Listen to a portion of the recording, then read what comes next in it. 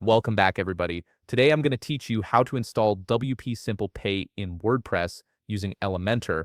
This plugin makes it incredibly easy to accept payments directly on your website through Stripe, and integrating it with Elementor gives you powerful design flexibility for your payment forms. Let's start by opening your WordPress website dashboard and logging in with your credentials. Make sure you're using an account that has administrator privileges, as you'll need the proper permissions to install and activate plugins. Once you're logged in, direct your attention to the left sidebar where you'll find the main navigation menu. Look for the option labeled Plugins and hover over it. A submenu will appear with several choices. From this submenu, click on Add New. This takes you to the plugin installation page where you can search for and add new functionality to your WordPress site. Now you'll see a search bar in the upper right corner of the screen. Click inside this search bar and type WP Simple Pay, then press Enter. WordPress will immediately start searching its plugin directory and display relevant results. You're looking for the official WP Simple Pay plugin, which should appear at the top of the search results with its distinctive blue and white logo. When you've located the correct plugin, you'll notice an Install Now button positioned next to it.